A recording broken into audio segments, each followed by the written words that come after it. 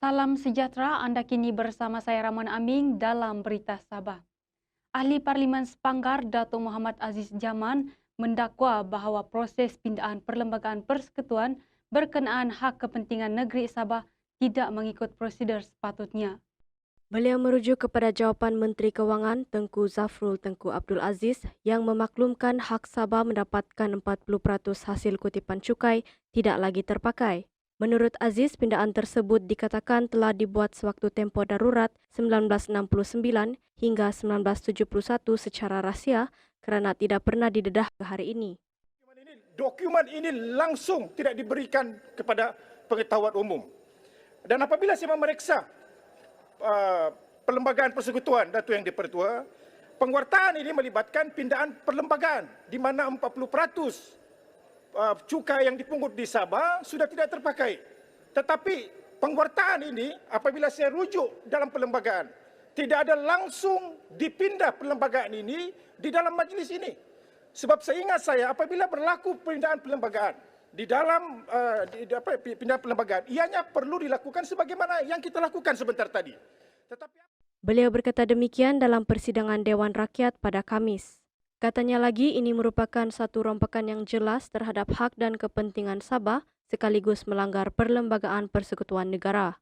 Kepentingan negeri Sabah. Dan saya bagi amaran kepada Yang Berhormat Menteri Kewangan, ini merupakan satu rompakan yang jelas telah melanggar Perlembagaan Persekutuan Negara dan saya merujuk beliau untuk memberi penjelasan terhadap perkara ini. Terima kasih. Tuan Speaker. Seterusnya, 2 juta rakyat Malaysia dijangka hilang status lengkap vaksin sepenuhnya dalam aplikasi MySejahtera bermula April depan. Menurut Menteri Kesihatan Malaysia, Khairi Jamaluddin, sebanyak 2.9 juta penerima Sinovac setakat ini masih belum menerima dos penggalak dan ini menyebabkan mereka hilang status vaksinasi lengkap pada April depan. Mengikut unjuran kita untuk seminggu lagi, KKM unjurkan bahawa mungkin akan ada 2 juta penerima vaksin primer Sinovac yang berisiko untuk hilang status vaksinasi lengkap mereka pada 1 bulan April. Selain itu, Menteri Kesihatan Singapura juga hanya mengiktiraf penerima Sinovac sebagai lengkap vaksin sepenuhnya sekiranya mereka menerima dos penggalak. Saya bincang perkara ini dengan Menteri Kesihatan Singapura. Singapore also considers fully vaccinated for Sinovac to be 3 doses. So if you want to enjoy your trip to Singapore, no quarantine, then you know what to do. Tarikh akhir untuk mendapatkan suntikan dos penggalak bagi penerima Sinovac pada asalnya ditetapkan pada 28 Februari tetapi dilanjutkan sehingga 31 Mac ini. Seterusnya, perkembangan COVID-19 dalam Sabah. Sabah mencatatkan angka jangkitan baru sebanyak 372 kes, iaitu menurun sebanyak 64 kes semalam berbanding Khamis.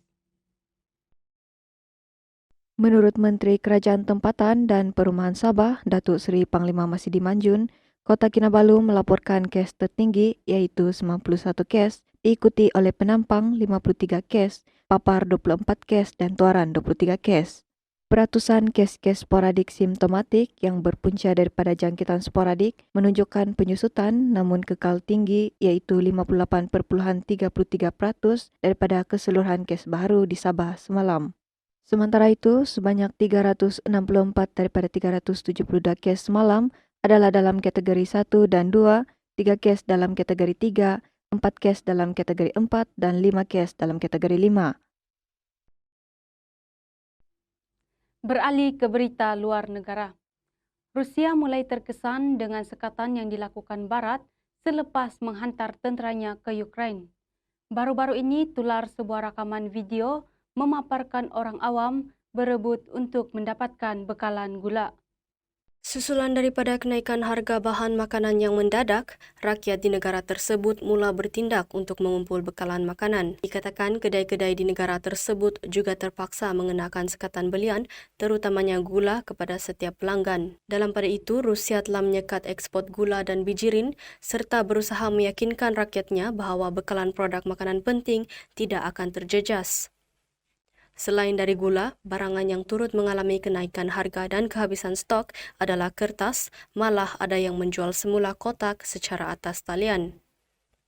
Keadaan tersebut disebabkan beberapa kilang kertas yang telah menggantungkan pengeluarannya seperti jenama popular Svetokopi di Saint Petersburg. Sekian berita hari ini, saya Ramana Aming, salam hormat.